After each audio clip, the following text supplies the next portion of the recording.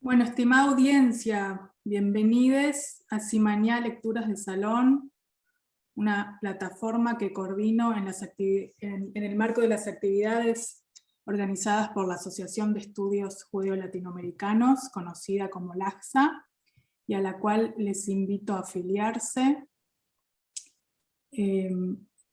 También para que vean, les paso el link, tenemos un nuevo sitio muy bello, donde también podrán encontrar todos los links a las filmaciones de los eventos anteriores. Mi nombre es Cintia Gabay y soy investigadora y escritora. Trabajo actualmente en la Universidad de Orléans, en Francia, y mi investigación está financiada por el Instituto de Estudios Avanzados Le Studium.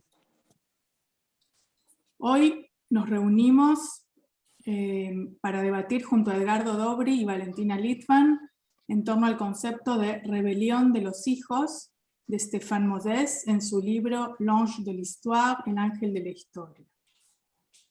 Me permito hacer un pequeño paréntesis, con vuestro permiso, porque atravesamos hace ya casi una semana una nueva guerra que azota el este de Europa, y como algunos de nosotros somos ciudadanos de este continente, no podemos descontextualizarnos del momento histórico del cual somos testigos. Deseo y les pido a ustedes aquí presentes, a modo de plegaria comunitaria, que se unan en la expresión de solidaridad con las y los civiles de la tierra llamada Ucrania, y muy especialmente sus niñas y niños, que podamos expresar esto en todos los idiomas posibles, que se entrelacen las voces de todas y todos y que impidan que perdure la violencia y la insania y que se detenga la guerra cuanto antes.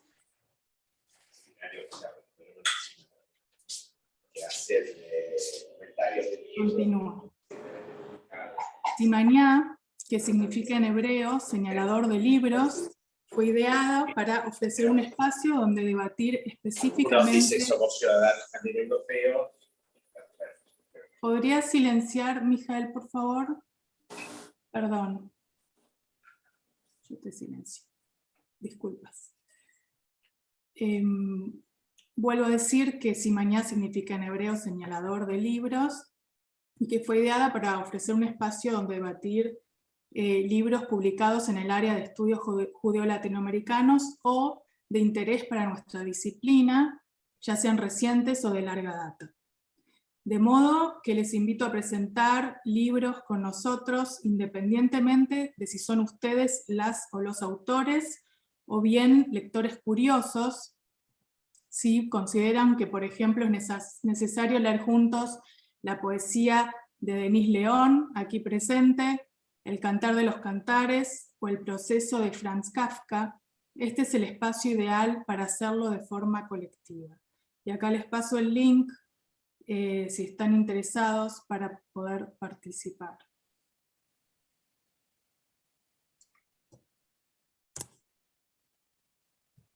En los encuentros de Simañá quisiera integrar a la práctica del debate el multilingüismo tan característico de las culturas judías, así es que invito tanto a los exponentes como a la audiencia a expresar sus ideas en su propio idioma, y si fuera necesario traduciremos y autotraduciremos.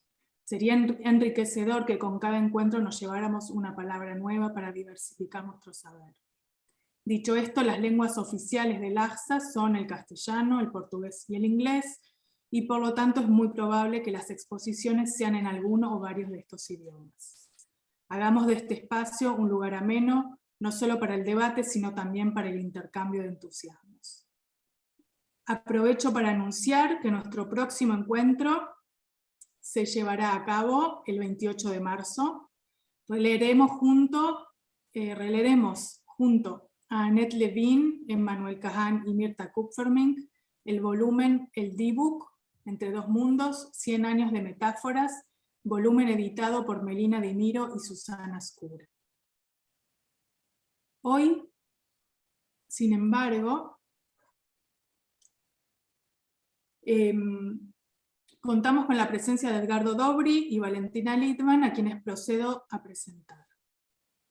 Edgardo Dobry, nacido en Rosario, es poeta y profesor en la Universidad de Barcelona y del máster en creación literaria de la Barcelona School of Management. es autor de los libros de poesía Cinética, de 1999, El lago de los botes, 2005, Cosas, de 2008, Pizza Margarita, de 2010, Contratiempo, 2013, y El Parasimpático, de 2021, que acaba de ganar el premio Ciutat de Barcelona. Así que felicitaciones, Edgardo. Gracias. Esto es muy novedoso, de hecho, ¿no? De la semana pasada. También ha publicado Orfeo en el kiosco de diarios, ensayos sobre poesía, Una profecía del pasado, Lugones y la invención del linaje de Hércules, y por último, Historia universal de Don Juan, creación y vigencia de un mito moderno. Ha traducido a Roberto Calasso, Pierre de Ronsard, Sandro Pena, William Carlos Williams y John Ashbery, entre otros. Dirige junto a Nora Catelli la colección Intervenciones de la editorial Trampa y vive en Barcelona. Valentina Litván, nacida en Barcelona, se doctoró en la Universidad París 8 con una tesis en torno a la revista Le Cahiers de la Licorne de Uruguay. Desde 2010 es profesora titular del Departamento de Lenguas en la Universidad de Lorena, en Metz, Francia, y miembro del laboratorio interdisciplinar Écriture, donde ha podido articular sus estudios sobre literatura rioplatense contemporánea con perspectivas teóricas francófonas. De ahí su interés por la relación entre la literatura del Río de la Plata y la judeidad, a la que ha dedicado sus últimos trabajos. Ha editado, entre otros volúmenes, Littérature et Sacrée, de 2017, y Traces et ratures de la mémoire juive dans le récit contemporain, en 2020. Miembro de la revista Lírico, donde ha publicado varios de sus artículos, coeditó junto a Edgardo Dobry y Geneviève Fabry el número La rebelión de los hijos, el judaísmo en la literatura latinoamericana contemporánea, entre tradición y asimilación, basado en la noción de Stéphane Modeste que nos ocupa hoy.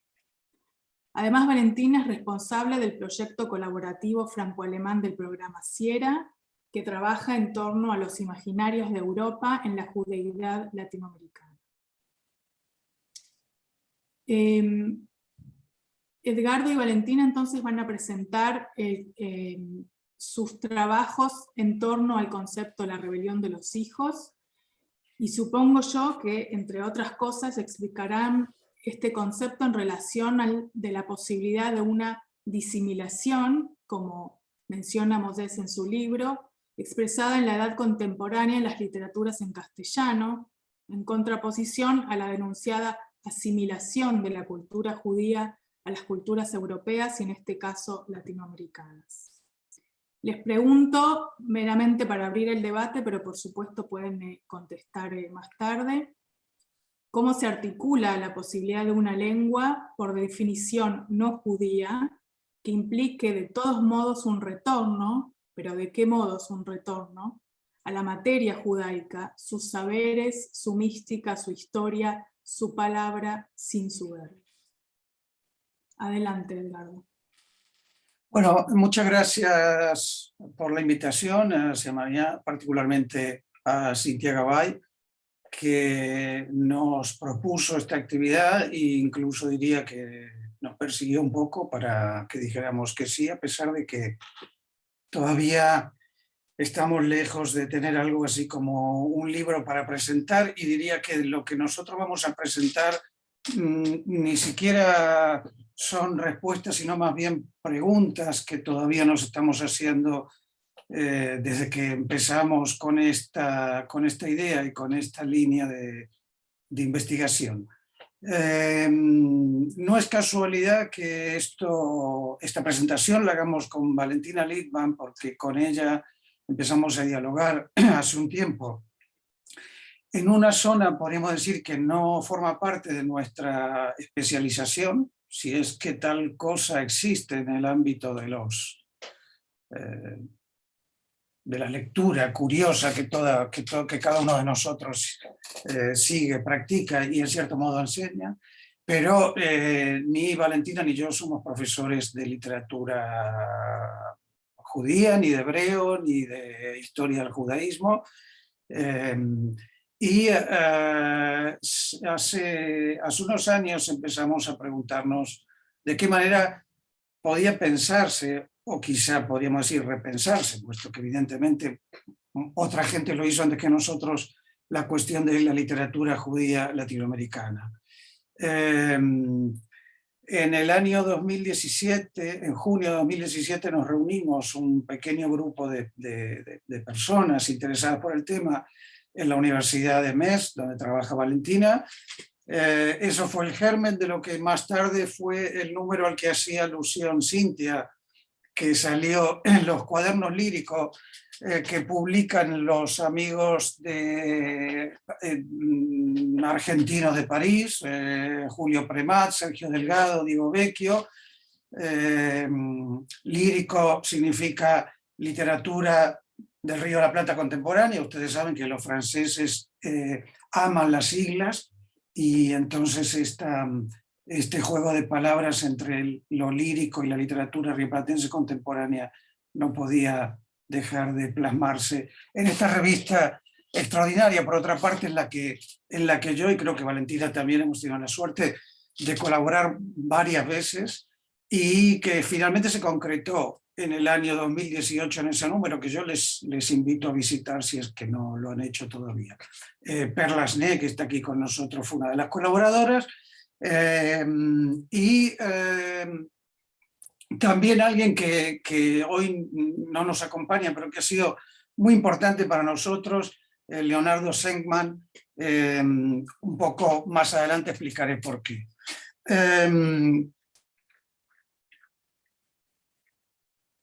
Si me permiten, voy a empezar no por Stéphane Monsès, sino por un escritor al que yo le tengo un particular cariño, que es Saul Bellow. Bellow, como ustedes saben, representa un caso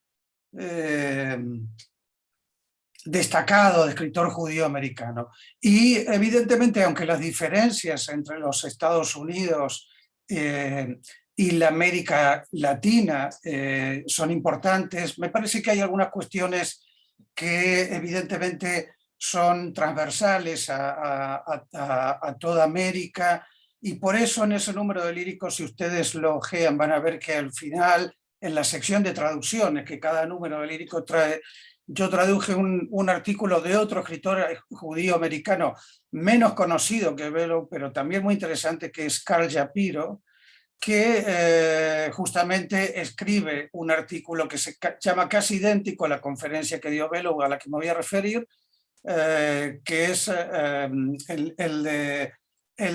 de Bellow es Jewish Writer in America, la de Carl Shapiro es The Jewish Writer in America. Es decir, ambos están pensando la misma cuestión, cómo ser esas tres cosas a la vez, escritor, judío y americano, ¿no?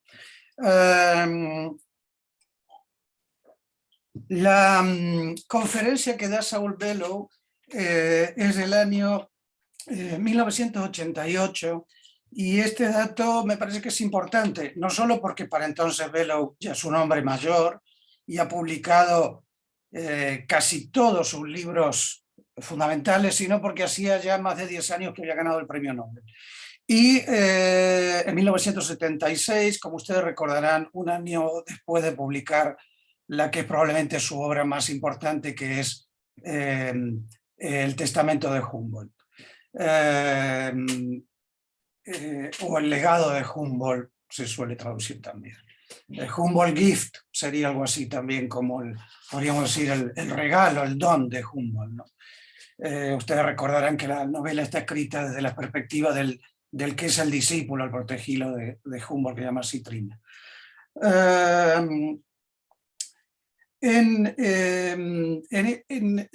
Menciono lo del premio Nobel no porque ninguno de nosotros piense que el premio Nobel decida algo sobre la calidad de un escritor, sino porque evidentemente a un escritor como Bellow tiene que haberle hecho sentirse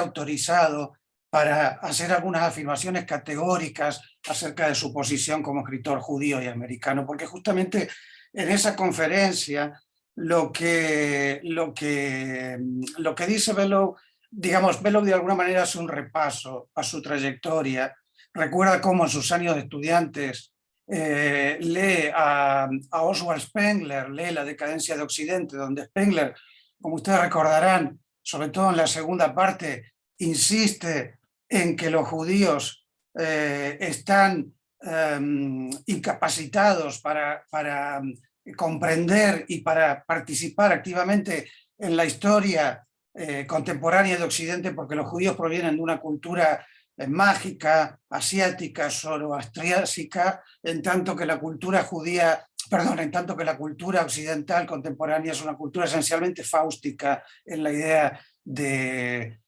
Spengler. Bellow recuerda también que en los años 60 un escritor que entonces era enormemente popular como Truman Capote afirmó en la televisión que el mundo de la cultura, mejor dicho, el mundo literario, el mundo de la edición neoyorquina estaba secuestrado por una mafia judía. Por supuesto, recuerda, y eso también lo hace Shapiro, las posiciones abiertamente antisemitas de T.S. Eliot y de Ezra Pound. Shapiro, si ustedes leen el artículo, habla del superficial antisemitismo de Eliot y el profundo racismo de Pound. Después de todo eso, Bellow es como si dijera, bueno, ahora que he ganado el premio Nobel, yo les voy a decir qué es ser un escritor judío americano. Y ahí, entre las bastantes cosas interesantes que dice con su estilo zumbón, característicamente judío, podríamos decir por otra parte, Bellow cuenta una cosa que me parece particularmente interesante, que es su encuentro con Shai Agnon, el gran poeta israelí nacido en la Galicia polaca y emigrado a Israel, escritor en hebreo y que también ganó el premio Nobel en 1966. Un par de años antes de que lo ganara Singer. Se ve que eran años beneficiosos para los escritores judíos. Bellow cuenta su entrevista con Shai Agnon, no la fecha, pero por lo que he podido investigar, ese encuentro tuvo lugar en 1961 en Jerusalén, y Bellow le cuenta que Agnon le pregunta si sus libros ya han sido traducidos al hebreo.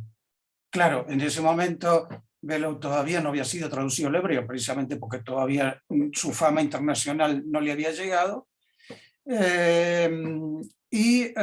Agnon le dice que es una lástima porque los escritores judíos no perdurarán, le dice, en las lenguas de la diáspora, le dice Agnon. Entonces, Bellow dice con su estilo, digamos, de humor melancólico, ahí comprendí mi insignificancia y comprendí también mi imposibilidad de perduración, y en un arresto, digamos, por agarrarse a algo grandioso para tratar de salvarse, le pregunta a Bellow a Agnon, ¿y qué pasa con Heine? ¿No? ¿Qué pasa con Heinrich Heine? Que fue el gran poeta alemán y el gran poeta judío del siglo XIX. Agnon le contesta, Heine ya ha sido bellamente traducido al hebreo y su perduración está a salvo, ¿no? Esta anécdota me parece interesante porque, primero, a mí personalmente me parece muy interesante porque me confirma algo que yo sospechaba, que es que a Bellow tenía que gustarle Heine, y porque me parece que lo que le está diciendo Agnon a Bellow es no discutamos demasiado sobre qué es ser un escritor judío, porque solamente puede haber literatura judía en hebreo, ¿no? Claro, ahí Bellow hace digamos, de alguna manera define su posición, y él dice, bueno, finalmente dice, yo soy writer first, Jew second, ¿no? Soy primero escritor y después soy judío, ¿no? Y por otra parte también hay una cosa que él dice que a mí me parece interesante y que tiene mucho que ver con lo que nosotros estamos investigando. Bellow dice, en efecto, cuando yo leí a Spengler, comprendí, él dice una cosa muy característicamente de Bellow, dice, agradecí que Spengler me considerara incapaz de participar en la gran historia de Occidente, pero que no me enviara a la cámara de gas, ¿no? Pero él dice, finalmente yo soy un escritor judío americano y en América todo es distinto, dice. No soy ni francés ni alemán, soy americano. Bueno, esto a mí me sirve un poco como introducción porque precisamente la cuestión que se nos planteaba a nosotros, a mí, a Valentina, cuando empezamos a hablar es cuál sería, para decirlo en términos un poco antipáticos, pero claros, cuál sería la especificidad de esa literatura judía latinoamericana en caso de que existiera, ¿no? Entre las lecturas que nosotros empezamos a compartir y a debatir estaba Stéphane Moses, que es, como probablemente ustedes saben, un pensador, un escritor también característicamente judío, nacido en Marruecos, criado en Alemania, huido a Francia y finalmente profesor de la Universidad Hebrea de Jerusalén, donde muere. En un libro interesante por la fecha en la que es publicado, 1992, ya estamos casi a finales del siglo XX, Moses escribe, es este libro, L'Ange de l'Histoire, donde, como ustedes ven, tiene la conocida obra de Paul Klee que Walter Benjamin adquirió y tenía con él. Es un libro sobre Scholem, Benjamin y Rosenzweig. A nosotros, evidentemente, no voy a hacer una descripción del libro.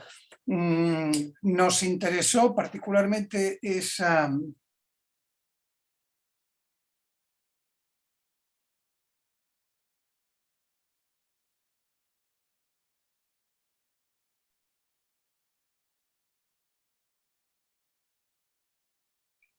tradición en el que Moses toma dos casos de grandes escritores intelectuales judíos entre finales del siglo XIX y principios del siglo XX. El caso de Freud y el caso de Kafka.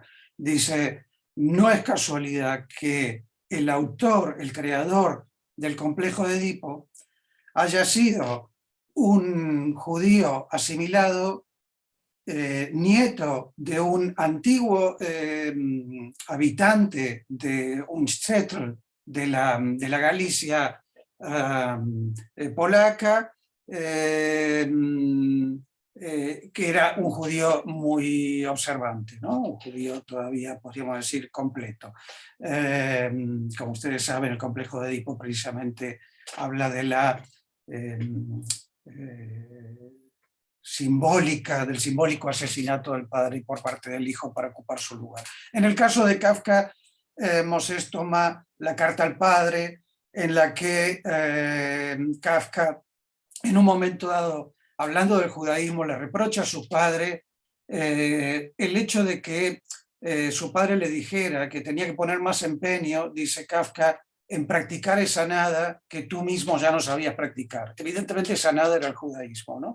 Y aquí me parece que aparece una cosa interesante que voy a desarrollar muy brevemente, que es la tensión, digamos, entre asimilación y tradición, que tiene que ver, como todos ustedes saben, y por eso no voy a profundizar mucho, con la emancipación de los judíos europeos, y que tiene que ver con estos hijos que quieren, por un lado, mantenerse fieles a la tradición, pero por otro lado también quieren ser grandes intelectuales y grandes escritores en sus culturas nacionales y en las lenguas que practican sobre todo, ¿no? Kafka sobre todo quiere ser un escritor alemán, a pesar de que evidentemente no vivía en Alemania.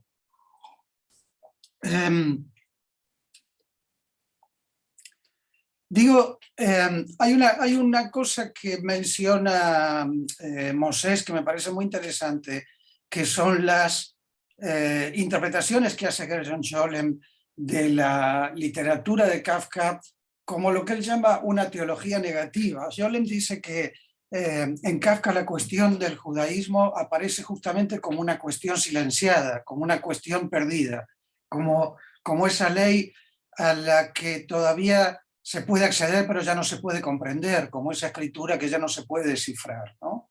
Es decir, el judaísmo aparecería como eso perdido, como eso desdibujado, ¿no? De ahí la idea de negatividad, ¿no? Menciono de pasada esto porque una de las cosas que pensamos nosotros con Valentina cuando hablamos de todo esto es hasta qué punto muchas veces cuando buscamos el rastro del judaísmo en escritores latinoamericanos hijos de familia judía, no lo buscamos también como un negativo, en el sentido incluso fotográfico el término, ¿no? Como aquello no revelado, como aquello que nosotros creemos que está a fuerza de no estar, y entonces en ese caso se volvería también un acto fuerte en el sentido hermenéutico, ¿no? Más que una constatación pragmática, objetiva de que eso está.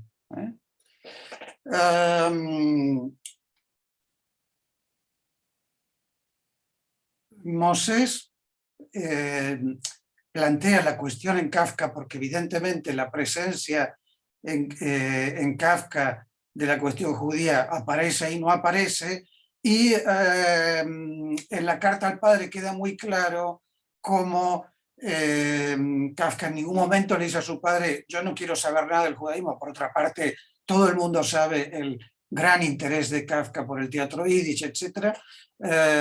Pero aparece esa tensión, digamos, entre la exigencia del padre de la práctica, ¿no? de ese judaísmo más bien podríamos decir social, de ir al templo, de ir a la sinagoga 3 o 4 veces al año en la fiesta más señalada, que era en realidad lo que le dice Kafka, era toda la relación que tú tenías con el judaísmo finalmente, porque para ti ya no era tampoco el centro de tu existencia, ¿no?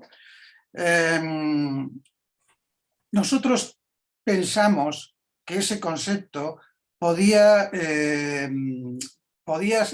ser operativo para plantear la cuestión de los escritores judíos latinoamericanos de distintas generaciones, digamos, desde los inmigrantes, desde los que nacieron en Europa y escribieron y se formaron como escritores, desarrollaron su carrera, particularmente en el Río de la Plata, como el caso de César Tiempo, como el caso de Samuel Glusberg, como el caso del decano de todos ellos, que es Alberto Gerchunov, y también obviamente de los hijos de inmigrantes nacidos en América Latina. Yo particularmente en un número anterior de Lírico había escrito un poco sobre el caso de dos poetas compañeros de generación, pero con dos trayectorias muy distintas, como son Alejandra Pizarnik y Juan Gelman, ¿no? Nacen con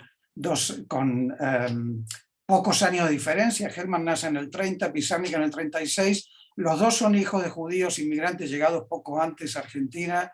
Tienen estéticas casi opuestas. Pizarnik es una poeta de una casi obsesiva contemplación de sí mismo, de su mundo interior, de una imaginería vinculada al surrealismo, a la herencia de la línea que viene de Arthur Rimbaud, los cantos de Maldoror, etc. Gelman es un poeta social, preocupado por la relación por la posibilidad de establecer una relación entre poesía lírica y cambio social, vinculado, como ustedes saben, primero al Partido Comunista y después al peronismo, incluso al montonerismo, y sin embargo en los dos aparece tardíamente la cuestión del judaísmo, vinculado en Pizarnik a la muerte del padre y en Gelman ya en el exilio a la muerte de la madre, ¿no? Me parecía que eso podía ser algo que con mucho cuidado, por supuesto, y sin hacer ningún tipo de reduccionismo, podía representar una cierta rebelión de los hijos. En ese aspecto, y vuelvo aquí a Leonardo Segman, la contribución de Leonardo en ese número fue fundamental porque Leonardo delimitó de una manera muy clara y muy precisa cuáles eran las diferencias que teníamos que tener en cuenta, ¿no? Diferencias de todo tipo, evidentemente jurídicas, en el sentido de que las constituciones de las repúblicas, las constituciones liberales de las repúblicas americanas, sobre todo latinoamericanas, no habían puesto ningún tipo de restricción para el judío, para ingresar a ningún tipo de estudio ni de trabajo, salvo las Fuerzas Armadas, la Presidencia de la República, digamos, pero no había, y eso le venía dado por el hecho de adquirir la nacionalidad en el momento, en muchos casos en que llegaban a las repúblicas, que en ese momento eran de acogida de extranjeros, frente a la larga y tortuosa y muy penosa lucha de los judíos europeos, que solo después de mucho sufrimiento y de muchas generaciones y de mucha opresión llegaron a esa emancipación que, como ustedes saben, de todas maneras nunca fue completa, ¿no? También diferencias, por supuesto, de tipo social, la diferencia entre el gueto, el ghetto y la incorporación a las ciudades, particularmente las ciudades del Río de la Plata, donde los guetos no existieron nunca, etcétera, de modo que el trabajo de Leonardo fue muy importante para nosotros para poder no caer en la tentación de hacer paralelismos que, siendo posibles, en todo caso necesitaban precisiones muy claras, ¿no? Segman toma, por ejemplo, una obra muy interesante de Germán, perdón, no se me fue el nombre, Requiem para un viernes a la noche, ¿no? De Rosenmayer, donde justamente aparece un hijo que le reprocha a su padre vivir en un mundo que parece nostálgico de otro lugar y de otro tiempo, y no de la Argentina en la que él quiere vivir, como integrado a su país y a su generación, ¿no? En definitiva, esto y los distintos trabajos que aparecieron en el mundo, en ese número, como también el de Perla, que está aquí con nosotros, nos sirvieron mucho para, quizá podríamos decir, en la obligación que nos, de algún modo, imponía el hecho de que la revista delimite el territorio del Río de la Plata, nos permitió también delimitar un poco el objeto. Si bien es cierto que el artículo de Leonardo se refiere a escritores también mexicanos, como Enrique Krause, por ejemplo, y la tensión, digamos, en estos escritores entre su origen o entre su pertenencia al judaísmo y su labor como grandes intelectuales de sus países, nos permitió una primera delimitación de ese campo en el que todavía evidentemente seguimos pensando, precisamente también porque hay una cuestión a la que Bellow hace referencia, y por eso me permití glosar esa anécdota de su reunión con Shai Agnon, que es la cuestión de la lengua. O sea, al final lo que viene a decir Bellow es: yo soy un escritor en inglés, pertenezco a la literatura de los Estados Unidos y más extensamente a la literatura en inglés, y él dice: yo no puedo llorar, no puedo reírme, no puedo pensar, no puedo alegrarme si es fuera del inglés, que es el ámbito al que yo pertenezco, ¿no? Y evidentemente esto nos pasa también a nosotros, por lo tanto aparece aquí la cuestión que también fue trabajada por Leonardo en otros trabajos muy anteriores acerca de la cuestión de que se es primero, si se es argentino, se es judío, escritor, etc.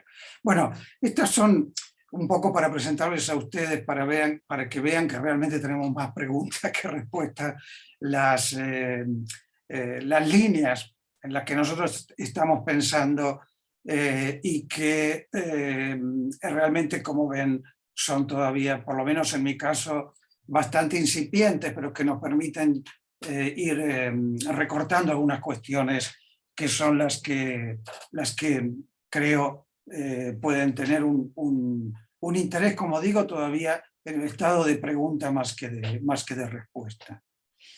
Gracias, Valentina, Edgardo. si quieres seguir, después en todo caso podemos dialogar. Habrá Sí. preguntas, sí.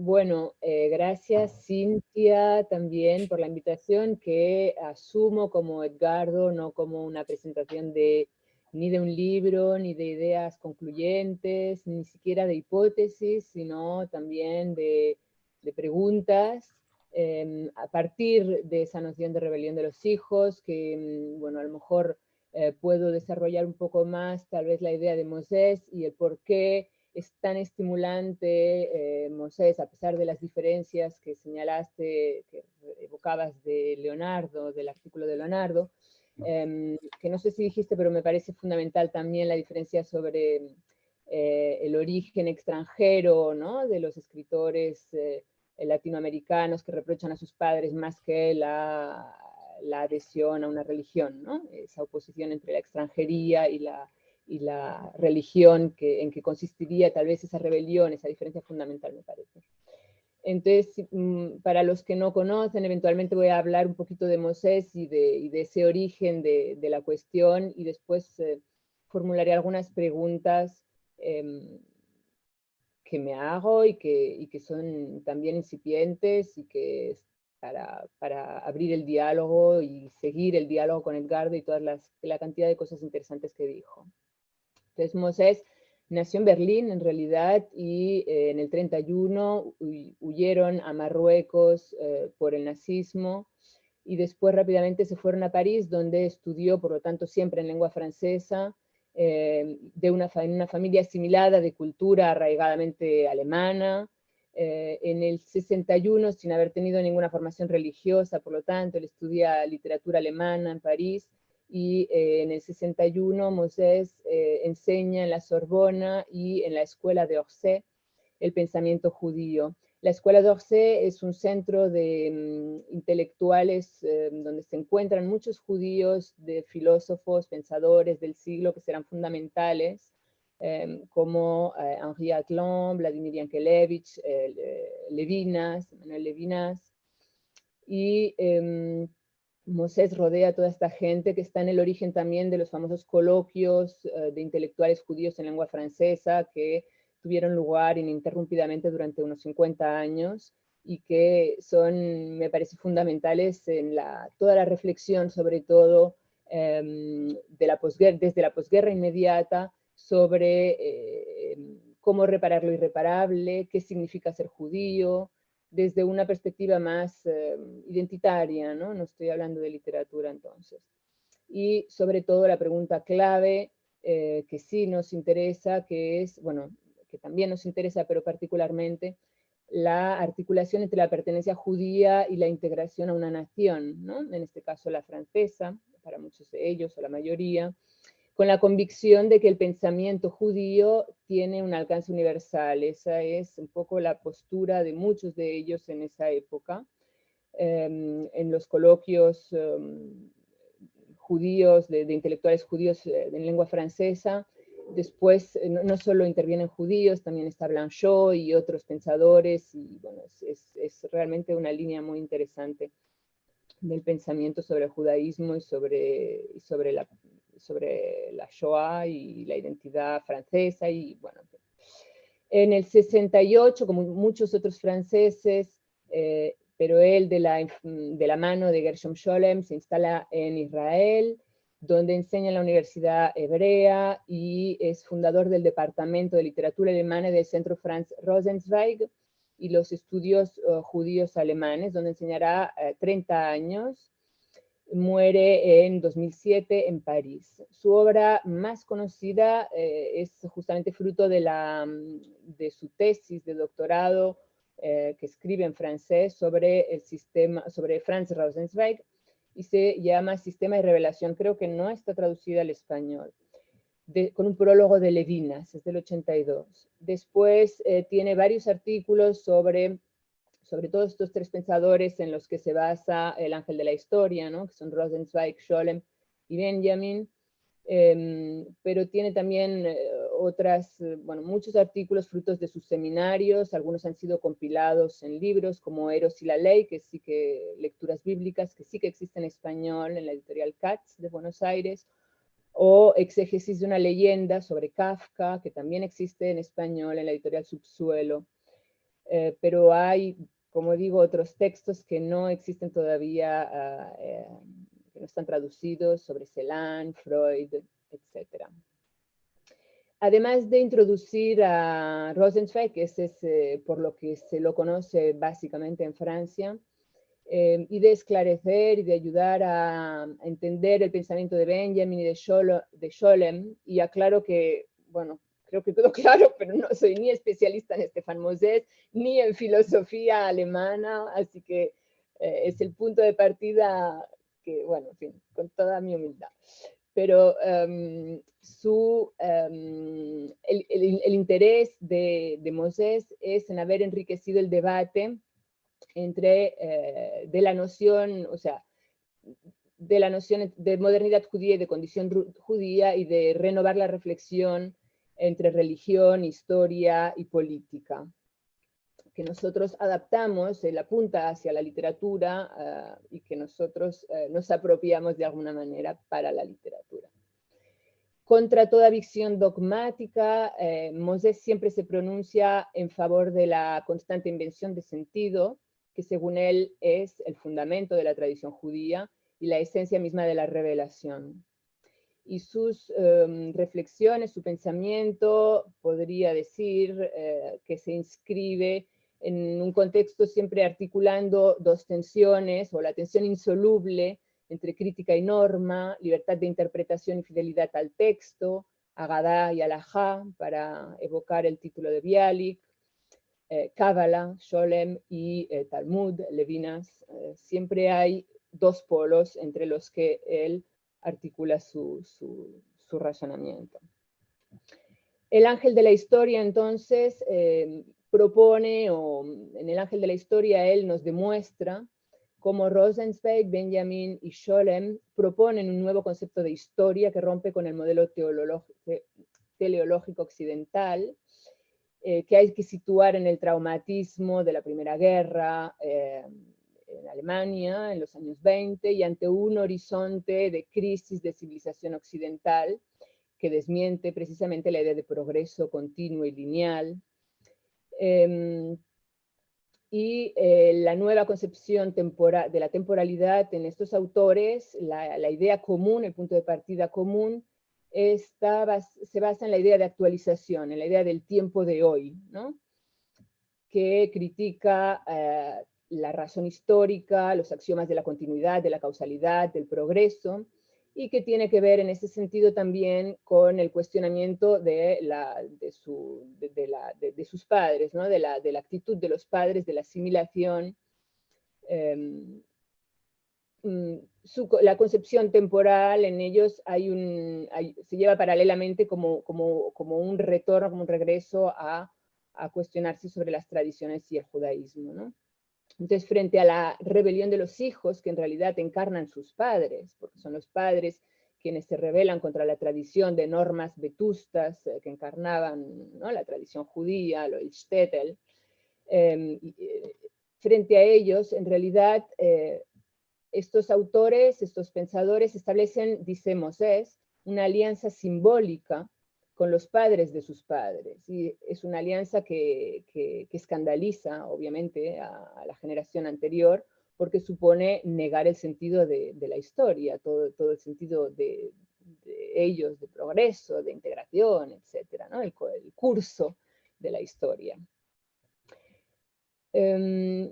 Bueno, estos tres autores, los tres nacen en el seno, pertenecen a familias entonces asimiladas, y recuperan la experiencia judía como catástrofe para descubrir otra dimensión de la conciencia histórica y utópica. O sea que la esperanza mesiánica se alojaría en los quiebres de la historia, en las fisuras, en esa noción de tiempo de hoy, que sitúa entonces la utopía y la posibilidad mesiánica en el centro del presente.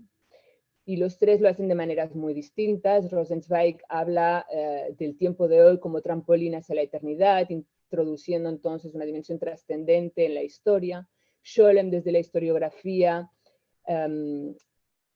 o sea, Scholem introduce en la historia la dimensión trascendente, y Rosenzweig en realidad dice que hay que alejarse de la historia, ¿no? Y Benjamin habla de que a cada instante puede por la pequeña puerta entrar el Mesías. Benjamin alude a la imagen de la lámpara del Levítico, la lámpara que está siempre encendida y que por tanto, como imagen de la auténtica experiencia histórica que se mantiene siempre encendida, es la misma y al mismo tiempo se alimenta el combustible constantemente, ¿no? Entonces, bueno, además de la dimensión ética, por supuesto, que tiene toda la obra de Benjamin. Por lo tanto, en los tres, la articulación, la actitud y las ideas son completamente distintas.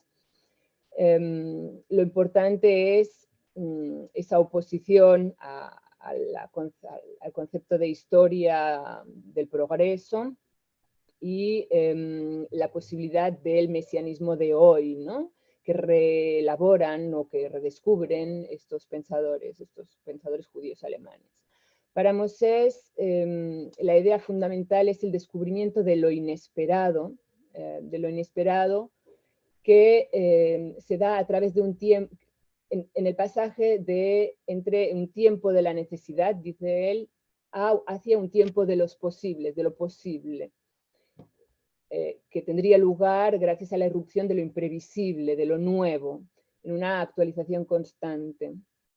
Y esto es muy judío, se asocia obviamente al Talmud, en la medida en que hay un movimiento incesante de los comentarios, que no puede ser acumulativo ni lineal, sino que siempre hay un retorno perpetuo de sí mismos, y al mismo tiempo supone una infinita apertura, ¿no? Es la noción también de lo nuevo como hidush, ¿no? Que implica también una categoría existencial en la medida en que la interpretación implica la libertad, y ahí también, bueno, podemos pensar en Levinas, pero una libertad que tiene que ser hermenéutica, porque se trata de renovar los signos, de interpretarlos, de actualizarlos. Bueno, la idea del ángel entonces, que le sirve de título a Mosés, el ángel de la historia, la retoma como evocó Edgardo, de ese cuadro que ilustra la portada de la edición de Gallimard, ¿no? El Angelus Novus de Paul Klee, que adquirió Benjamin en el 21, pero que también es una referencia de Scholem cuando habla de Benjamin, que dice, que evoca el Talmud, donde dice que los ángeles aparecen siempre renovados, ¿no? Que cita un midrash según el cual los ángeles son siempre nuevos y se destruyen, ¿no? Y por lo tanto no hay una suma tampoco, no puede ser la continuación. Es una redención que estalla, que explota en una infinidad de fragmentos, ¿verdad? Que son momentos mesiánicos. Lo interesante es que se trata de una esperanza, de una ambivalencia, porque nunca sabemos en qué momento puede ocurrir, ni si puede ocurrir, y por tanto depende de la respuesta. En realidad estoy pensando también en varios autores que se inspiran de estas ideas. incluso Agamben, ¿no? Sobre el que hemos hablado también Edgardo, y la noción de lo nuevo en Agamben tiene que ver con lo anacrónico y con unas temporalidades que me parece que, bueno, me hicieron pensar, releyendo a Mosés, cómo finalmente la filosofía contemporánea se impregna de la influencia de estos pensadores, y también de esta noción del tiempo completamente, radicalmente distinta, ¿no? Mosés entonces articula las distintas dimensiones, religiosa, histórica, política, y evoca la literaria, sobre todo en la introducción del libro, que me parece para nosotros muy, muy, bueno, interesante, estimulante, porque compara a Kafka y a Borges, y por tanto establece el vínculo entre Europa y América, para definir la noción del ángel de la historia. Recuerda el relato de Kafka, El escudo de la ciudad, donde Kafka reescribe la construcción de la Torre de Babel, o mejor dicho, la no construcción de la Torre de Babel, porque la acción se posterga permanentemente, y en una imposibilidad de terminar la tarea, que conduce a la sociedad a la ataraxia, y que implica que el progreso histórico contiene un infinito que no es el de la plenitud, sino el de lo interminable, lo indefiniblemente postergado, la sucesión de tiempos idénticos que no llevan, por lo tanto, nunca a nada nuevo, y que produce violencia, ¿no? En esa espera que deja de tener sentido. Los hombres de Babel solo pueden resignarse, esperar el apocalipsis, dice Mosés, porque tal vez de las ruinas surja una humanidad nueva. Y después habla del texto El milagro secreto, de Borges, donde dice que Borges responde a Kafka con una concepción de la temporalidad completamente, radicalmente opuesta, donde le recuerdo que el personaje es un escritor de Praga, Hlamik, judío, condenado, y que lo que más le tormenta cuando se sabe condenado es no poder terminar la obra que está escribiendo. Entonces ruega a Dios que le conceda un año más para poder terminar la obra. Entonces, en el momento que lo van a matar, el tiempo se dilata, o en todo caso la temporalidad se concentra de manera extrema, se paraliza, pero no su pensamiento. Por lo tanto, él puede escribir en un tiempo interior el relato, pero nadie lo va a leer, ¿no? Nadie lo leerá, nadie lo sabrá. Mosés dice que si existe el ángel de la historia, tiene que estar entre estas dos temporalidades que describen los relatos de Kafka y de Borges. Entre un tiempo donde la utopía solo es vivida como ideal asintomático, cuya realización se aleja indefinidamente, y un tiempo que al contrario se vive como anticipación de la utopía desde el instante presente, donde coexisten pasado, presente y futuro. Entonces yo me pregunto, y a pesar obviamente de todos los saltos y contextualizaciones que hay que hacer, pero me parece muy fructífera esta concepción o esta postura, ¿no? Sobre el tiempo también, sobre la temporalidad, sobre la concepción de la temporalidad histórica que proponen estos tres autores, y la lectura que Mosés hace de ellos. Porque como ellos se acercan a la tradición desde la diferencia, después de la experiencia de la asimilación, me parece interesante. Me parece que desde América Latina se da de manera más apropiada, más manifiesta, más evidente, ¿no? No hay una ruptura como en la tradición europea, donde la tradición tiene un peso grande y hay, a pesar de todo, una continuidad.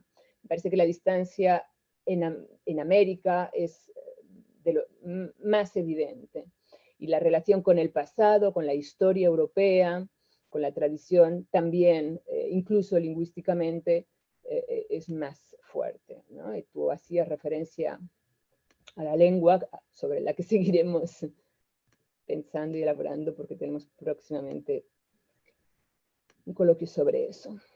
Entonces, retomo una pregunta con la que empieza el artículo de Daniel Samoilovich en el número de Lírico que ya evocamos. Dice, ¿en qué consiste mi judaísmo? Bueno, en realidad no lo anoté, o sea que no lo estoy citando, pero se pregunta en qué consiste mi judaísmo si no sé hablar yiddish, si no hago Shabbat. Entonces, él dice que el no hablar yiddish ni ruso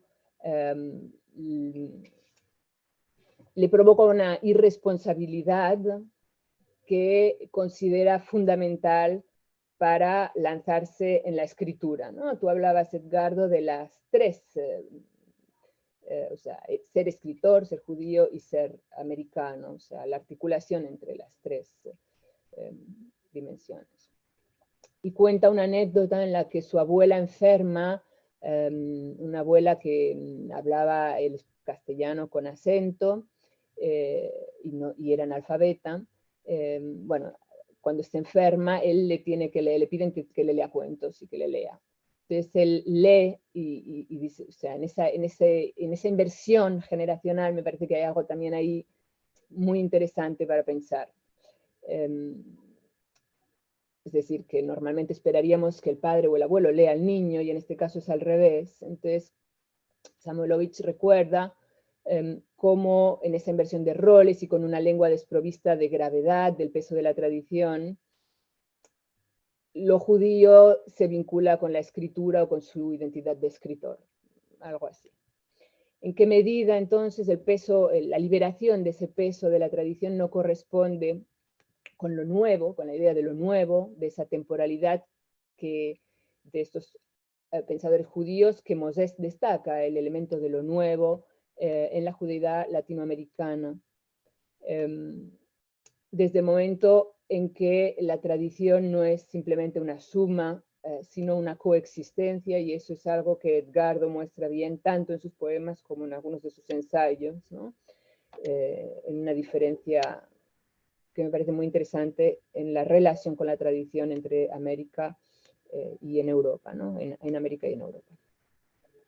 ¿Cuál es la relación con la herencia judía cuando no se recibe como algo dado en la continuidad del pasado, sino que hay que ir a buscarla, o que surge como pregunta en algún momento determinado? Y ahora me gustaría evocar a Hellman, que también explicita en su obra las referencias judías después del exilio, como repitiendo él recuerda o evoca el exilio de sus propios padres en una dirección opuesta. Un exilio que cobra una dimensión metafísica, ¿no? En Hellman ya no es solo vivencial, biográfica, política. Y que por eso lo acerca también a la mística cristiana, y pensemos que Santa Teresa es el anagrama de Esther, ¿no? Esas vueltas me parecen interesantes. Cómo Hellman recupera el judaísmo desde la diferencia, también al escribir en ladino, cuando en realidad era de origen askenazí,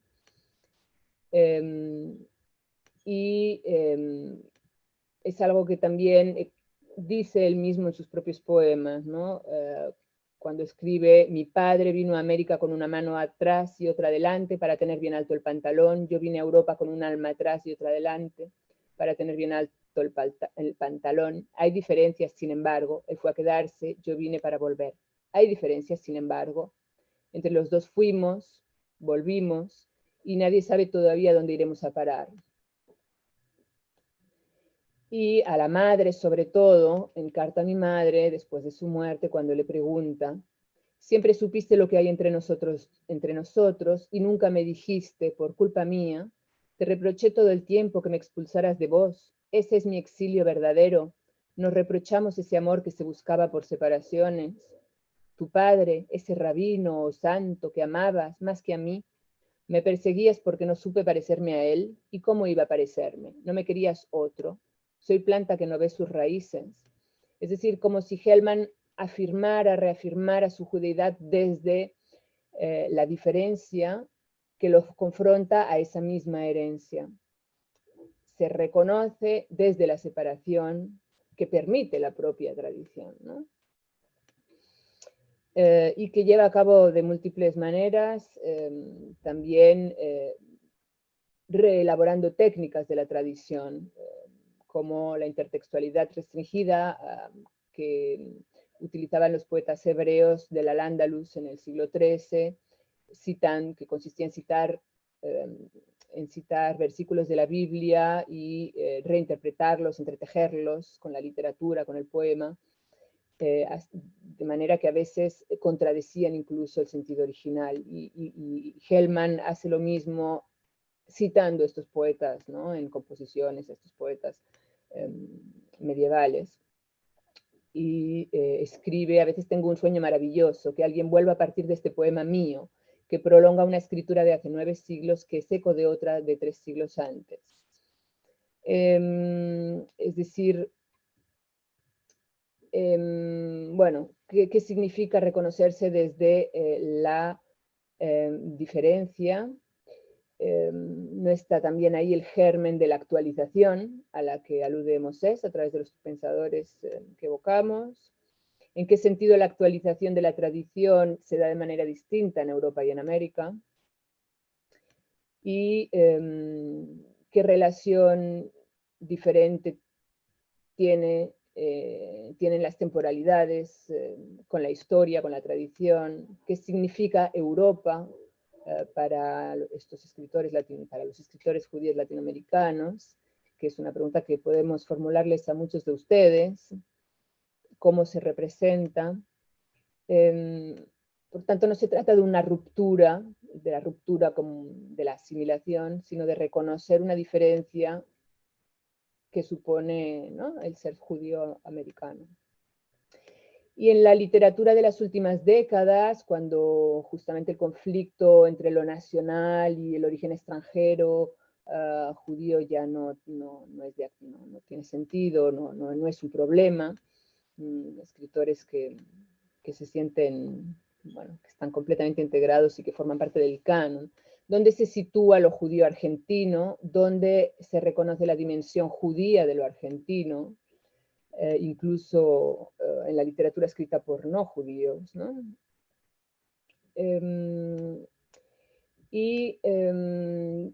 Podría también evocar a la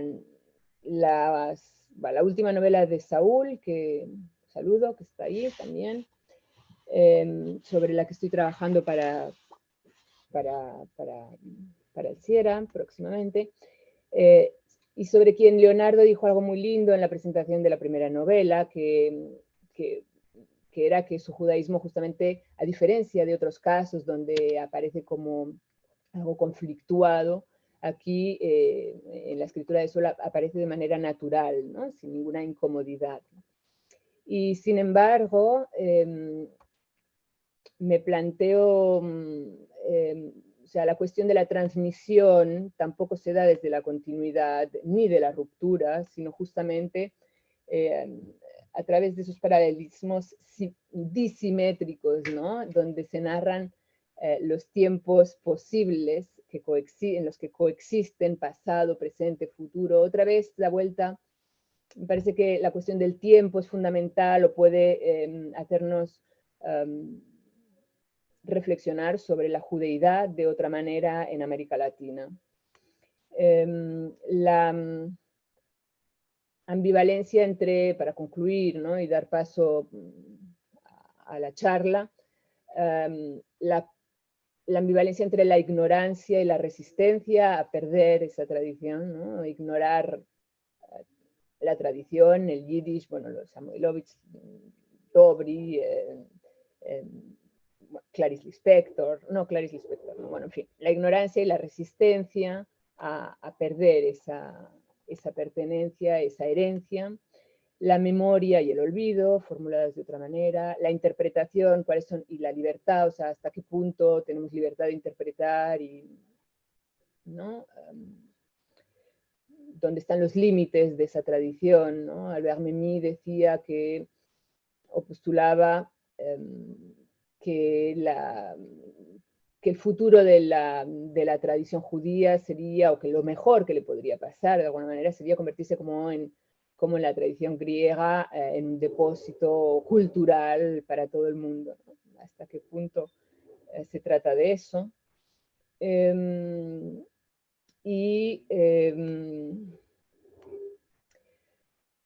Bueno, ahí van algunas preguntas.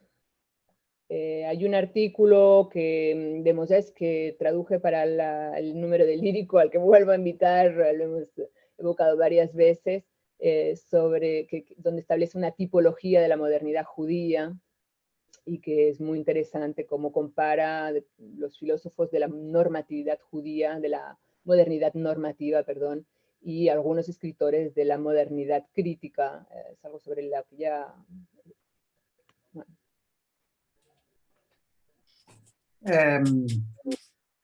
Muchas gracias, Valentina.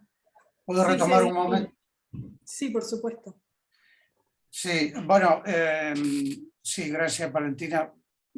Si me permiten, cierro yo un poquito este intercambio y luego pasamos a lo que, si ustedes consideran ser el diálogo. Yo empecé diciendo que ni Valentina ni yo somos especialistas, y ahora creo que después de lo que hemos dicho podríamos preguntarnos si esa no especialización probablemente tiene que ver con la dificultad, como dije, de ceñir el objeto literatura judía latinoamericana. Hablé de Bellow como escritor judío estadounidense, y me gustaría cerrar este primer bloque, después de todo lo que hemos dicho, lo que ha dicho Valentina, con un libro que para mí tiene un juego con esa conferencia de Bellow de 1988, que es un libro que todos ustedes deben conocer, de Amos Oz, Los judíos y las palabras, que también es un libro tardío, porque Amos Oz lo escribe con su hija al final, ya casi de su itinerario. Y ese libro para mí tiene un significado particular, porque nos damos cuenta al leerlo que incluso para un escritor judío que escribe en hebreo en Israel no es fácil ceñir el objeto literatura judía, puesto que él se ve obligado a defender su territorio de las posiciones, podríamos decir, por un lado ortodoxas, que lo consideran a él un judío poco judío, por no ser un judío ortodoxo, y por otro lado también de posiciones como incluso como la que yo he mencionado, la de Yai Agnon, a quien Moses justamente hace referencia, aludiendo a esa conferencia y a ese diálogo con Bellow, para decir algo que el propio Bellow dice, que es, bueno, ¿qué hacemos, por ejemplo, con el árabe de Maimónides? Si la literatura judía solamente existe escrita en hebreo, ¿no? ¿Qué hacemos con el alemán de Heine, dado que, evidentemente, como decía Robert Frost, la poesía es lo que se pierde en la traducción?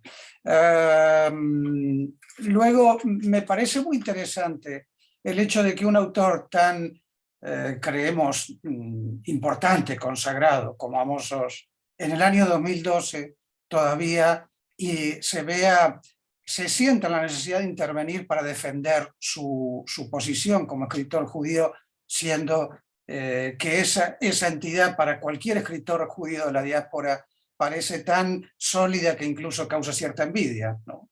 Por lo tanto, creo que esa simetría, esa correspondencia entre esos puntos intermedios, digamos, que hemos mencionado, creo que pueden ser interesantes también como para ver por qué todavía, en cierto modo, estamos en ese momento de interrogación, ¿no? Bueno, con esto ya cierro. Muchas gracias, la verdad, fascinante. Imagino que da mucho que pensar, pero tal vez ya tengamos algún comentario o pregunta o consulta de parte de la audiencia. Yo no sé si Amos Oz se ve, si es una necesidad de defender su posición. No sé. Yo creo que sí, porque pone mucho empeño en demarcarse. Creo que es justamente, hay una cosa que iba a tirar, es soy un escritor judío israelí que escribe en hebreo, pero no soy religioso. Es decir, hay una necesidad de abrir el espacio a una literatura judía, porque claro, aquí hay una cosa que a mí me parece fundamental, que no hemos dicho quizá porque sea obvia, pero merece ser mencionada. Cuando nosotros hablamos de literatura italiana, francesa, alemana, argentina, chilena, lo que estamos haciendo es utilizar un concepto muy asentado que vincula la institución literaria a la institución nacional, ¿no? Por eso las universidades están llenas de estos departamentos, ¿no? Literatura latinoamericana del siglo XX, literatura románica medieval o italiana del siglo XIX, etc. Evidentemente esto no funciona con la literatura judía. No hay ni una nacionalidad, tampoco hay una inscripción religiosa. Luego se mueve, digamos, en ese territorio en el cual, fíjate que Amos Oz en ese libro dedica bastante tiempo a demostrar que el judaísmo existe antes que los judíos, ¿no? Mejor dicho, al revés, perdón, que los judíos existen antes que el judaísmo, ¿no? Que el judaísmo durante mucho tiempo fue conocido, como se le llamaban, los hijos de Israel, cuando Abraham, después de su lucha con el ángel, es convertido o es nombrado como Israel. Es decir, la dificultad de ceñir el objeto y a la vez una cierta lucha no por ocupar un territorio desplazando a otro, sino en todo caso por ampliar el mapa para ubicarse dentro de ese territorio, ¿no? A mí sí que me parece importante esa defensa que hace Amos Oz de la posibilidad de ser un escritor judío no religioso. Me parece que sí es importante. Sí, en ese sentido sí, estoy de acuerdo. Sí, Perla. Sí, estoy de acuerdo. No religioso, pero no sin los textos. Amos Oz dice, el judaísmo no es una línea de sangre, sino una línea de textos. Y en eso, ahí me parece que hay una cosa fundamental de los judíos. Por eso a mí me gusta hablar de los judíos no como identidad, sino como condición. No es lo mismo. Hay algo que no es idéntico a sí mismo. Y eso es constitutivo de los judíos. ¿Sí? Eso se puede encontrar a lo largo de toda la historia de los judíos. ¿Sí? Después quería señalar algo respecto de Saul Bellow. Yo pensaba en El planeta de Mr. Samler, como novela, no sé si la más importante o no, pero muy trascendente, y me parece muy trascendente para lo que estamos hablando acá, porque si bien es en inglés, como bien dice Bellow, es su manera, pero la novela está absolutamente impregnada de lenguas judías, empezando por el nombre de Samler. Samler es el que recopila, el de Samlen en Yiddish. Recopilar eran los que recopilaban documentos arrumbados en los altillos y en los sótanos cuando se empezó a darle importancia a la historia del judaísmo oriental europeo. De modo que, y agrego una cosita pequeña más que recién ahora se me ocurrió pensar, hace bastante que estoy en Lhasa, y la primera vez que se me ocurrió pensar que en Lhasa no hay, entre las lenguas oficiales de Lhasa, no hay ninguna lengua judía. Es español, portugués e inglés. De pronto me llamó la atención. No es ni una crítica ni un festejo, es que de pronto me impactó darme cuenta de eso. Cierto, pero también por eso me importa que en Simañá sí haya ese espacio, ¿no? Donde podamos integrarlas. Florinda, ¿querías comentar? ¿Puedo contestar a Perla un momento? Sí, por supuesto. No, perdón, Florinda. Bueno, Perla para nosotros es fundamental porque por su conocimiento del Yiddish y por la cantidad justamente de saberes que tiene, que nosotros no sabemos, o sea que su autoridad, tanto en ese número de lírico como en nuestro diálogo, es muy importante. Yo creo que lo que vos decís, Perla, es muy interesante porque, claro, evidentemente que digamos, todas las novelas de Bellow están atravesadas por esa cuestión y justamente por la cuestión, digamos, del acento extranjero, que también está mucho también, yo hablé de Hellman y de Pizarnik, en las dos, en los diarios, en la poesía aparece esa cuestión. Como inflexión, creería que en muchos poetas y escritores judíos de la diáspora está justamente esa intención de poner podemos decir, la inflexión de esas lenguas de la diáspora, del judío dentro de esa lengua de la diáspora. Evidentemente, creo que el gran logro de Bellow es haber mostrado justamente, me parece que una de las obsesiones de sus novelas y de sus cuentos, porque está siempre presente, es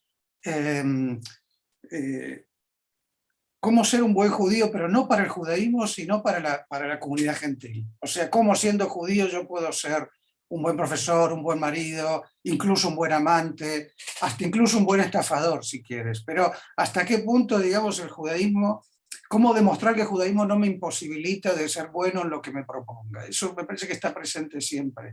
Y creo que claro, sus novelas son geniales porque era un hombre extremadamente sensible y con un sentido del humor increíble, pero creo que todo eso está justamente en su capacidad de manejar las inflexiones del inglés, como en cierto modo Hellman se contamina sobre todo en el exilio, ¿no? De las inflexiones de los poetas judíos medievales, ese intento que hace después por acercarse a la lengua sefaradí, etcétera, ¿no? Así que todo eso forma parte también de las literaturas en castellano, en inglés, etcétera, ¿no?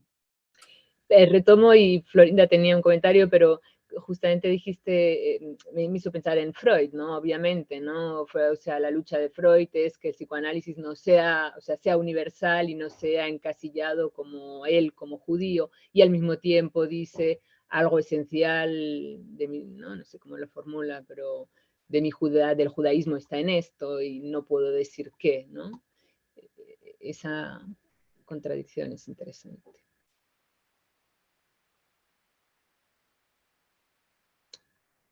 Micrófono.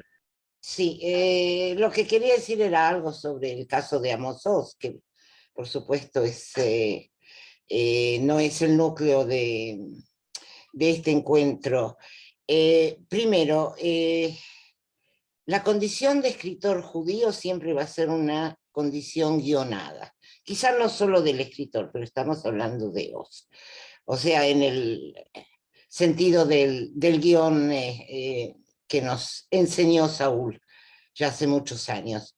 O sea, un escritor en Israel no ha resuelto la dicotomía ni la ambivalencia, sino es un escritor judío-israelí.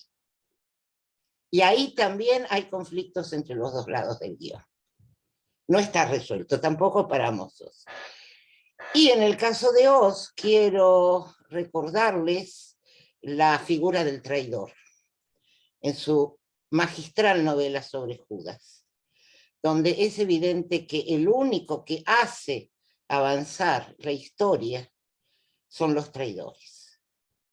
Y entonces esta noción, que tiene que ver con lo que se ha dicho acá sobre las rebeliones y las ambivalencias, sí, claro, o sea, esto lo consagró él en esta figura, en su libro sobre Judas. Es la traición la que lleva para adelante, y no el conformismo.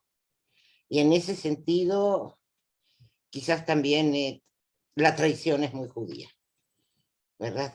Ok, pero bueno, eso es Oz y no quiero detenerme más, pero me pareció importante destacarlo. A lo mejor se puede decir transgresión. No te entendí, ¿qué? Perdón. A lo mejor se puede decir transgresión en lugar de traición. Bueno, él como se basa en la figura de Judas Iscariote. Entonces él usa el término traición. Si algo es transgresión o traición, es a veces cuestión de opinión y punto de vista, ¿verdad? Desde afuera, de la gravedad del hecho, y entonces, digamos, ahí se acumula mucha connotación, ¿verdad? Muchas cosas, ¿no? De hecho, Florinda, muchas gracias. En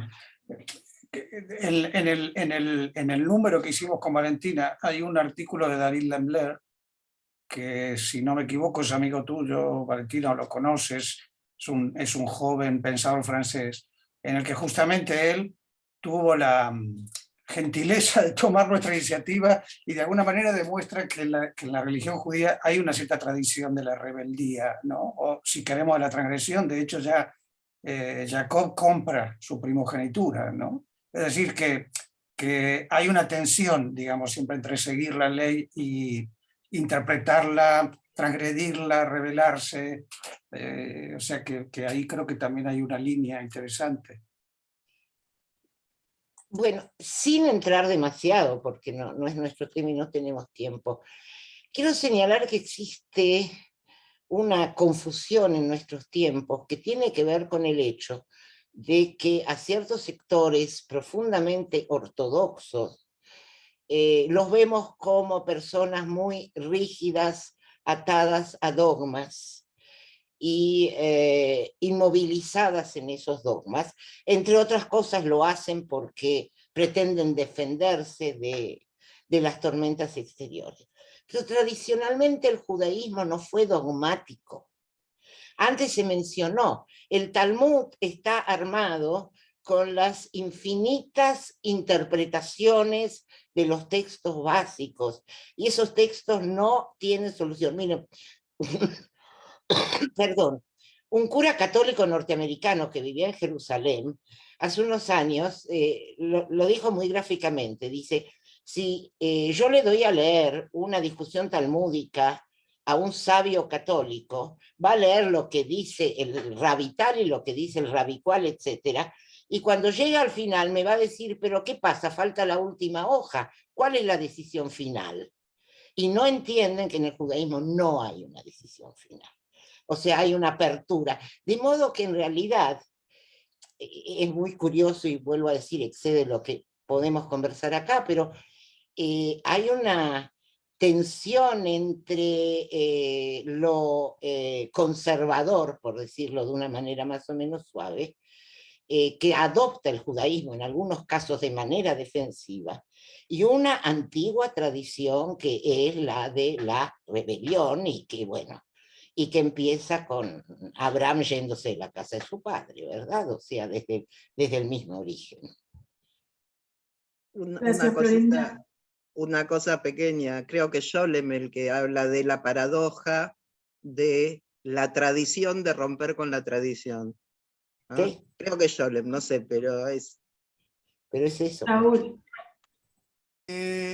Todo lo que dijo Florinda es muy cierto hasta que llegamos a Rambam con las 13 midot, en que declara estos son los principios sobre los cuales se tiene que basar el judío, ¿no? Entonces, Danny Goldman hace poco daba una clase en la cual mencionaba que frente a cuando decimos que no hay dogma en el judaísmo, tenemos que recordar esos Shlosh Midot, ¿no? Donde ahí sí se establece cuáles son los principios que no son claudicables ni negociables. Obviamente el Talmud no los formularía. Y es buenísimo eso del que falta siempre la última hoja. Y por eso se relee todo el tiempo. Bueno, pero el Rambam lo que estaba es también defendiéndose en un contexto ajeno, ¿verdad? Y por supuesto. Definir las cosas en un contexto que además exigía definiciones y, bueno, o sea, esta ambivalencia, ¿no? Si hubiera estado en la época talmúdica no lo hubieran necesitado. Es decir, formula porque es necesario en ese momento, ¿no? Exactamente. Exactamente.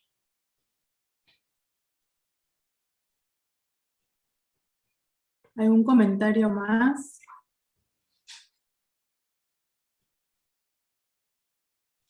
Hemos quedado muy preocupados todos. Sí, muy preocupados porque hay demasiado que pensar. Hay demasiado. Sí, estaba pensando, se me escapó un poco el hilo de la idea, pero en relación a las cuestiones de identidad, ¿no? y a este binarismo que supuestamente siempre con la que se identifica o identificamos a la identidad judía. Me parece que hay algo que está faltando en la forma de entender esta identidad que, concuerdo con Perla, me parece que hay que pensarlo como condición y no como identidad, pero hay algo, si hablamos en particular de literatura, ¿no? Que la perspectiva del lector o de la lectora son fundamentales para decidir si esa identidad guionada es en efecto binaria o si es una contigüidad, una unión. O sea, me cuesta pensarlo como una imagen que esté detenida, ¿no? Sino cuando depende mucho del lector, de quién está leyendo, si está leyendo un argentino en el siglo XXI o un chileno en el principio del siglo XX, ¿no? O sea, las miradas van a modificar mucho lo que sería la definición del ser judío. Y me parece que eso es algo que está faltando un poco en esta La necesidad. definición de cualquier texto, por favor, a quien leyere 1923 Borges antes de arrancar con Fervor de Buenos Aires, ahí ya está. Exacto. Yo pienso que por eso yo expresé humildemente esa posibilidad de pensar la idea de una teología negativa como una especie de hermenéutica negativa también, o sea, de buscar también la ausencia de lo judío como una huella que puede estar en los textos. No es una propuesta que estoy diciendo que es una posibilidad, porque nosotros, yo soy un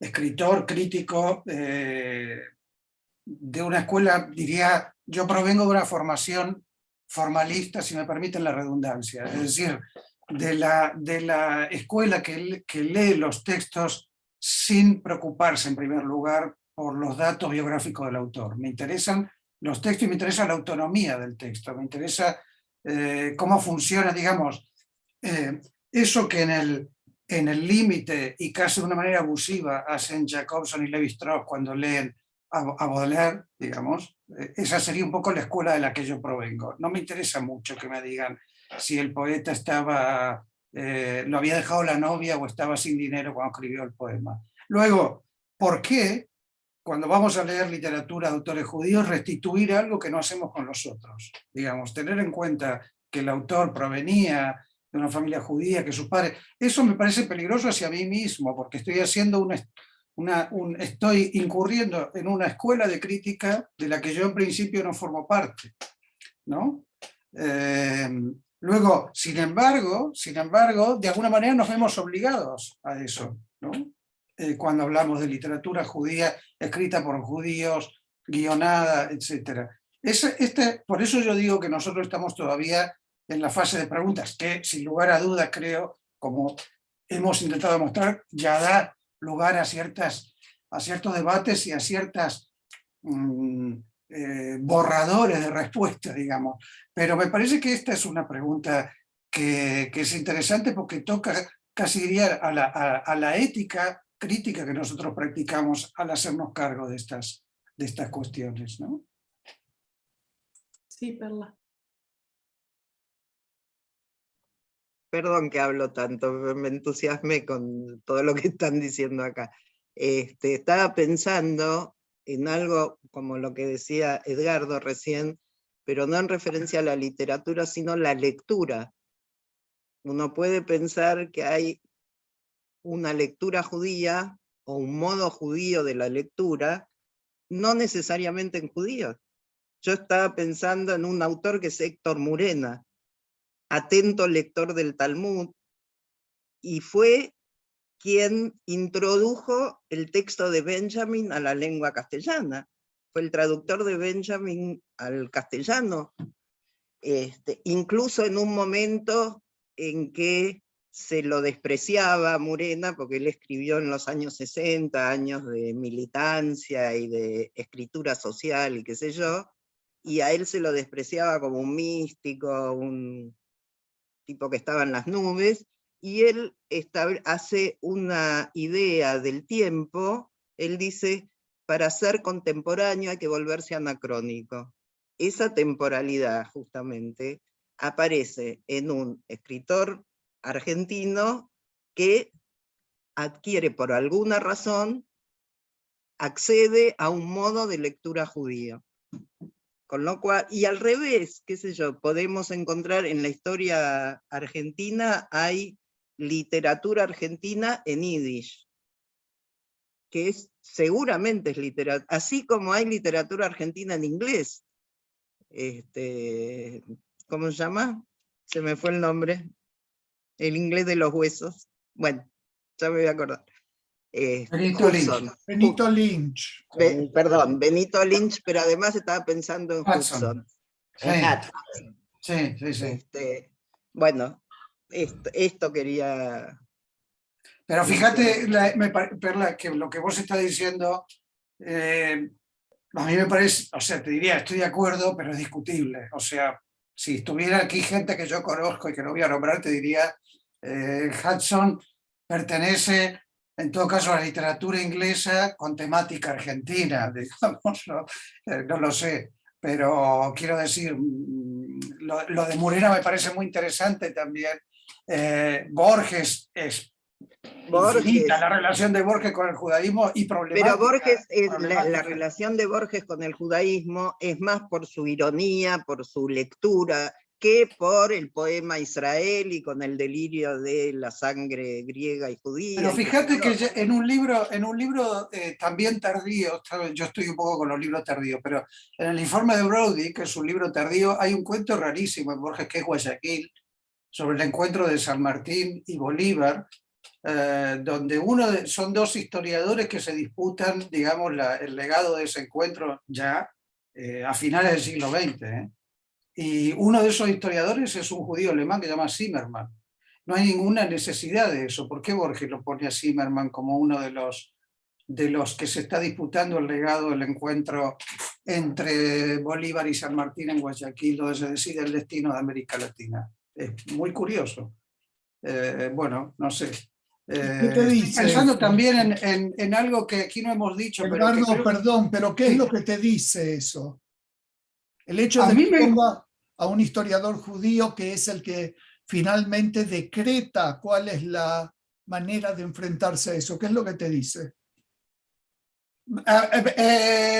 Sinceramente no sé lo que me dice. Me hace preguntarme por qué necesidad hay, digamos, que sea un Zimmermann, que sea un inmigrante judío alemán el que esté ahí disputando, que es el que finalmente se retira, le gana el otro, digamos, el criollo.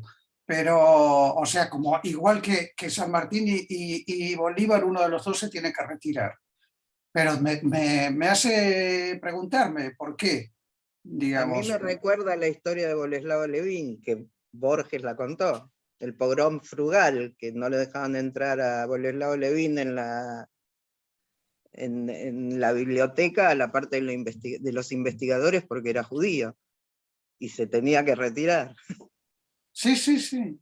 No, yo pienso que también hay otra cosa que aquí no hemos mencionado, porque el tema es infinito, pero que a mí me gustaría también aportar como línea posible, que es la idea de Hannah Arendt de lo que él llama el judío de excepción, en los orígenes del autoritarismo, cuando ella lee, digamos, repasa diversas figuras, creo que una de las más importantes de Israel, y que siempre es una figura que está en disputa cuando se trata de estos temas. De hecho, Spengler en La decadencia de Occidente pone a Disraeli como una excepción, digamos, sería como el único judío que realmente tuvo alguna actuación importante sobre la historia de Occidente.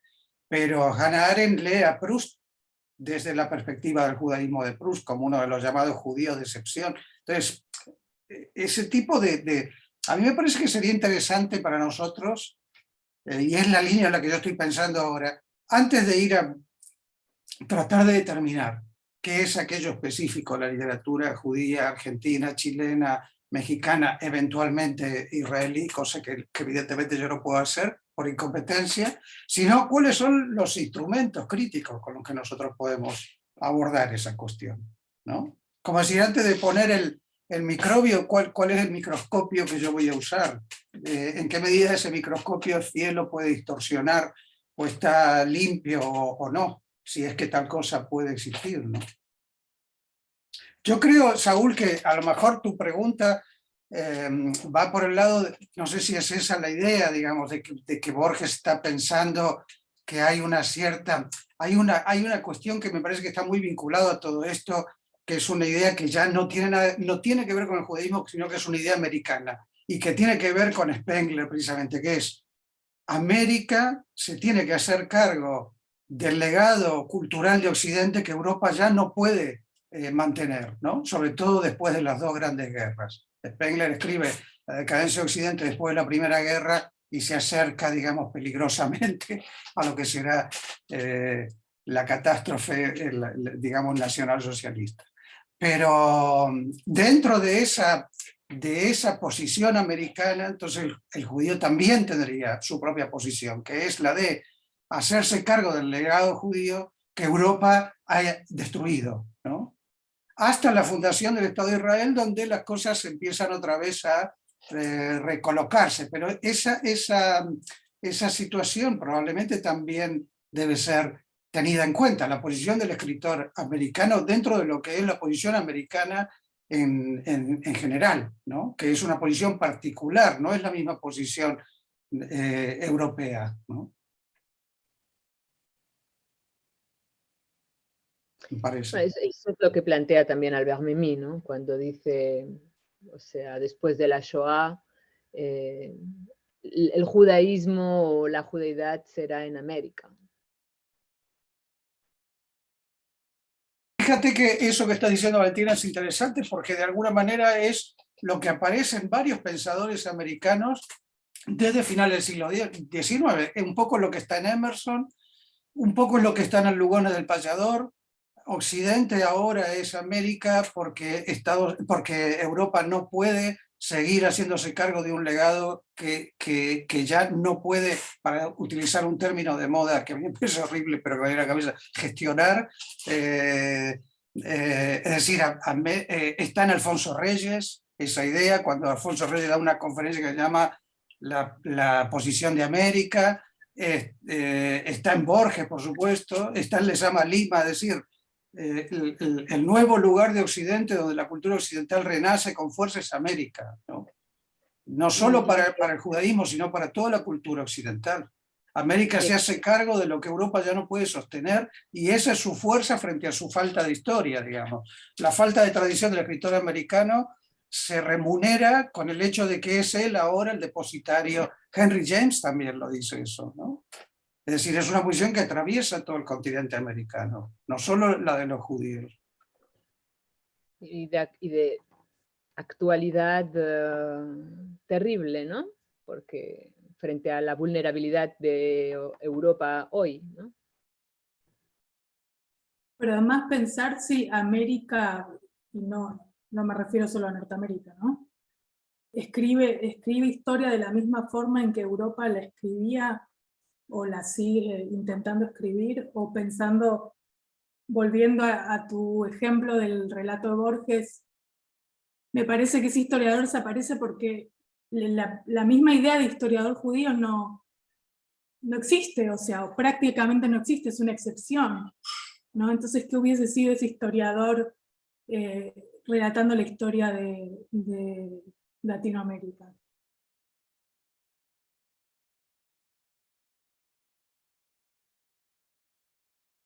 Lo que pasa...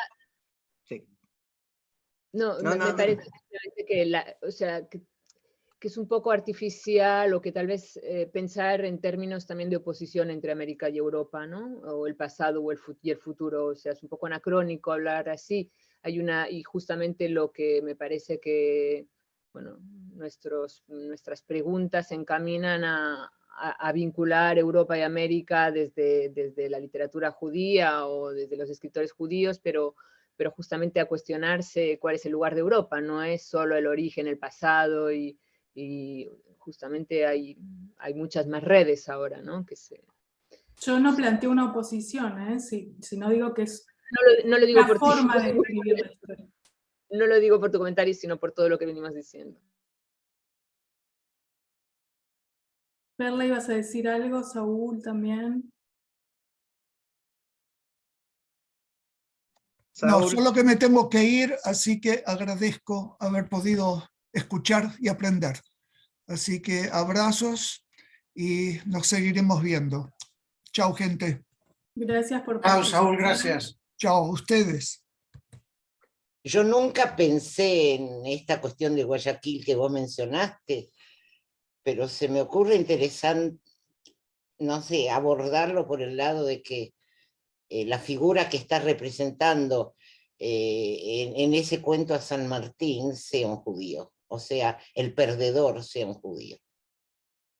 A lo mejor ese es el abordaje posible, pero nunca pensé en eso antes, de modo que esto es un tiro desde el cinturón, como decimos en hebreo.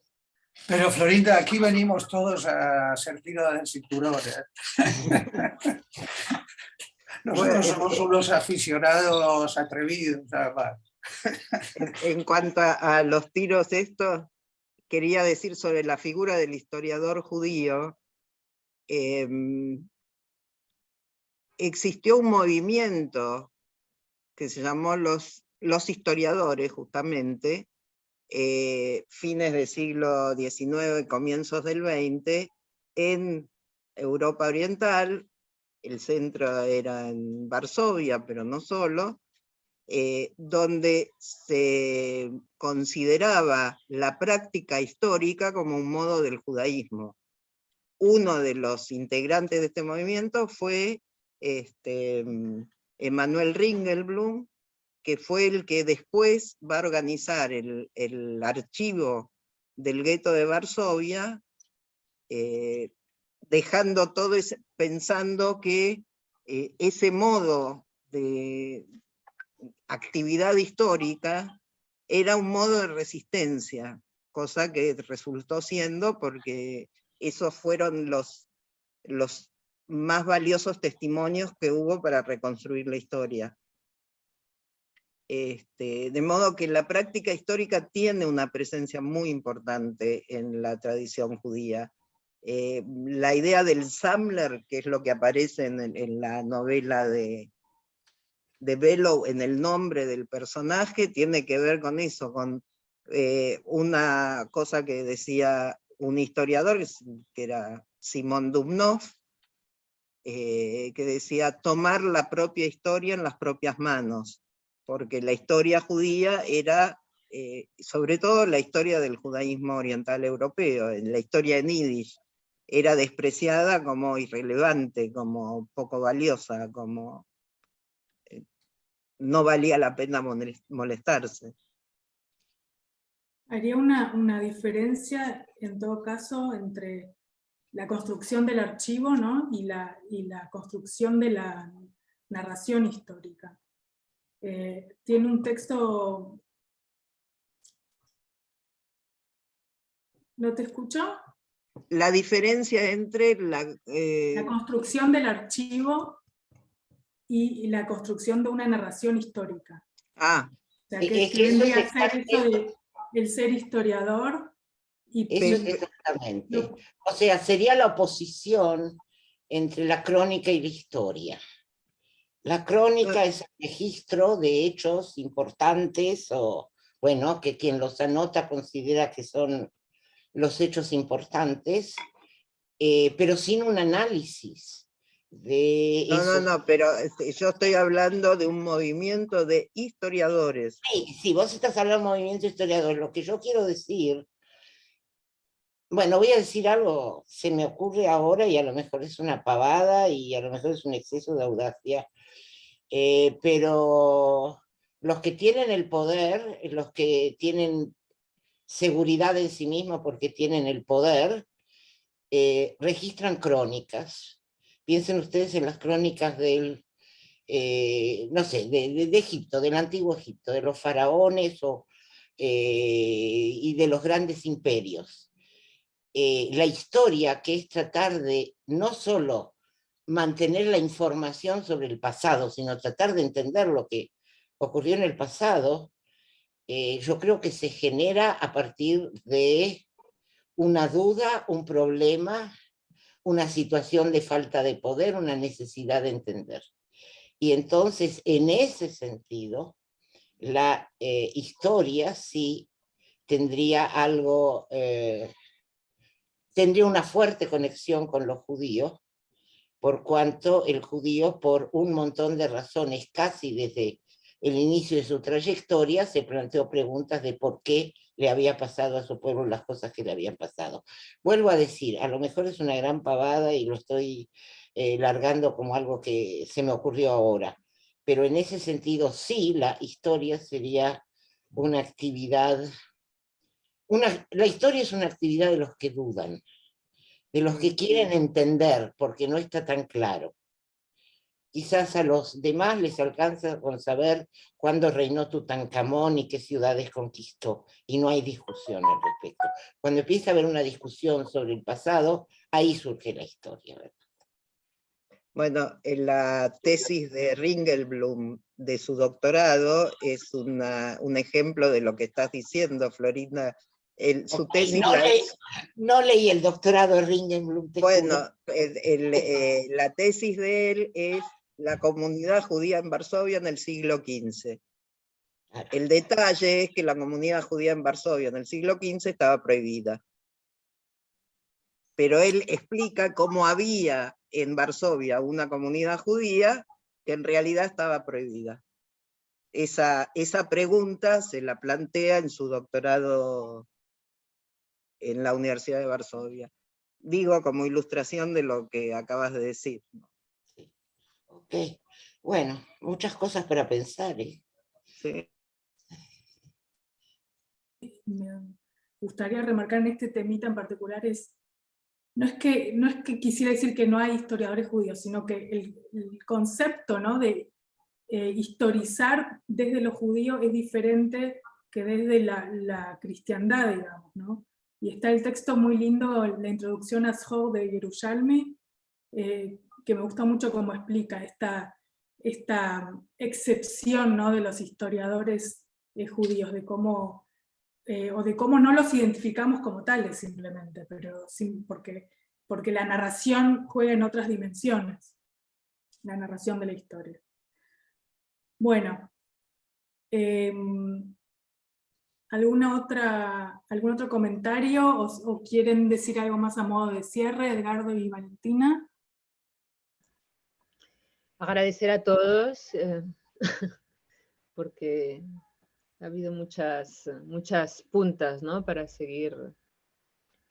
Yo no leí a Ringelblum, pero supongo que conoces el texto de Didi Huberman, ¿no?, sobre el gueto de Varsovia, donde...